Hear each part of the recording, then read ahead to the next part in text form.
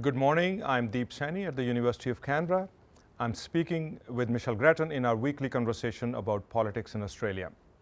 Good morning, Michelle. Hi, Deep. Michelle, I want to pick up from where we left last week. We were talking about Scott Morrison's trip to the United States, which seemed to have gone well. And then came the revelation by New York Times, and this is regarding the inquiry into the Mueller report into interference by Russia into 2016 elections. And in that regard, Trump called Morrison to seek his cooperation with the inquiry. This is quite a significant issue, and is this a problem for Scott Morrison and the government? I think it's certainly something of an embarrassment.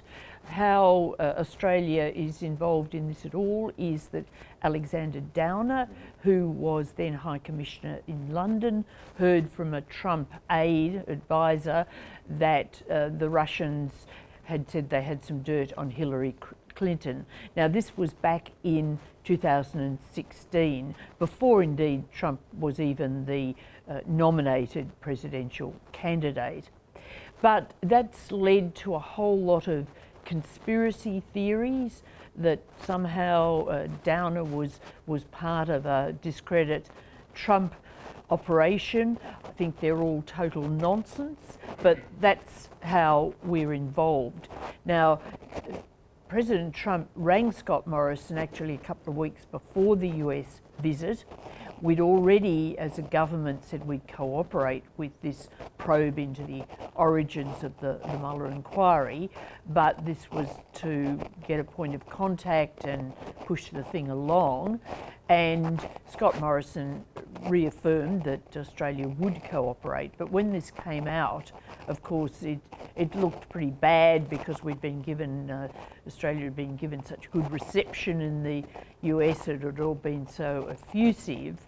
And now the government is dragged into the whole domestic political scene in America, which of course is getting worse and worse with the impeachment inquiry and conspiracy theories flying in all directions. I think Australia has absolutely nothing to hide, but cooperation will bring a cost, but non-cooperation I think would have brought a greater cost and looked very odd and would have looked as though we were concealing something. So, there are two issues here. One, it is a tricky affair for Australia.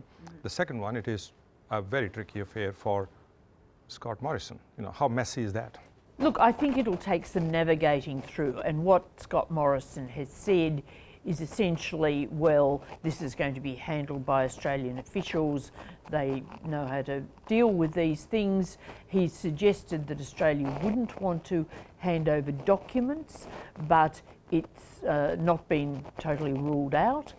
I don't think that there is really much to hand over. What Alexander Downer did was report this back to Canberra. It was then passed on to the United States, that contact and that information, and that seems to have been about the end of it from the Australian point of view. So there shouldn't be much there to create any sort of problem. But inevitably, because of the conspiracy theories and because of the state of American politics, even being anywhere near all these things is a problem. It's also interesting whether Alexander Downer is interviewed by the Americans. He's no longer, of course, High Commissioner, and he presumably has the right to say no. But whether he would say no or whether he'd go along with it, who knows? So as a country, you said in the beginning that, two options: to cooperate or not cooperate, do your damn, don't your damn. Where would you put your money? Which one is the better course to take here? Well, I think really Australia had to cooperate because it would, as I say, look as though we had something to hide if the government didn't.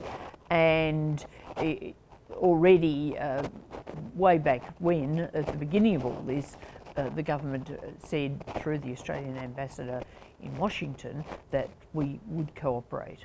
Let's come back home and talk about Prime Minister's speech at the Lowy Institute, where he said that Australia is going to play a more active role in setting global standards.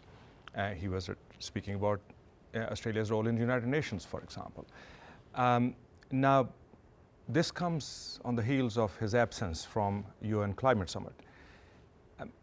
How credible is his statement that he is going to, or Australia is going to play a significant role in setting global standards when he was absent from such an important summit, and that people have criticized him for that? Well, I think this would be received with some scepticism.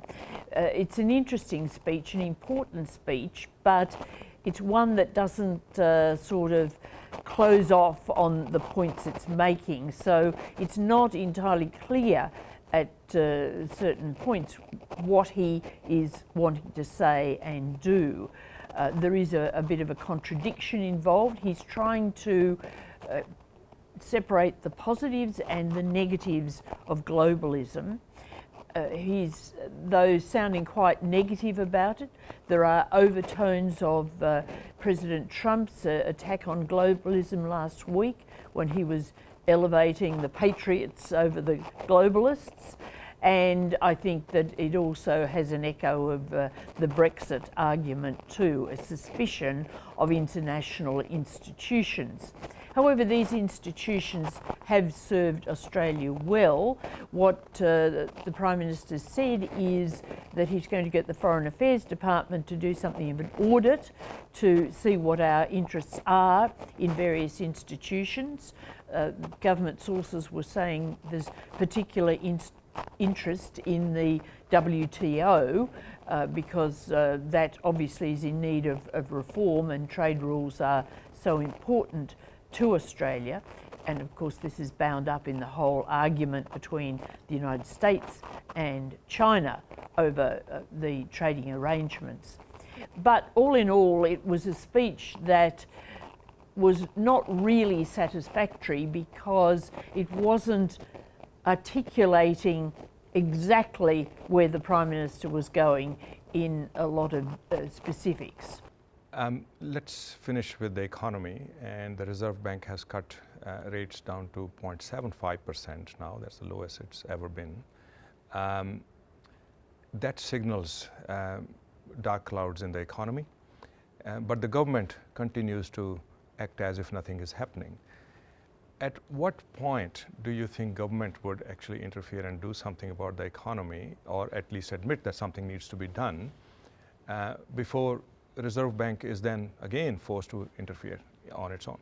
Certainly the Reserve Bank is worried about the economy, and we hear from the Reserve Bank Governor more regularly than we've ever heard before. The Reserve Bank governors used to be figures that nobody knew their names, nobody knew what they looked like. But now, of course, the governor is out every week, it seems, with urgings and warnings. We could get another interest rate cut even, and there will be, if the next quarter's growth figures come in poorly, there will be a lot of pressure on the government to inject more stimulus. But of course that impinges on the looming surplus, and that's the last thing the government wants to do. So at the moment it's just holding its breath. It's hoping that there's enough stimulus in the economy from the tax cuts and other things to mean that extra action isn't needed from government. We'll be waiting with bated breath. Indeed, we and the government. And the government, yeah. Michelle, you have a lovely weekend. Enjoy some of the sunshine out there, and we'll speak again next week. Thanks, Steve. Thank you.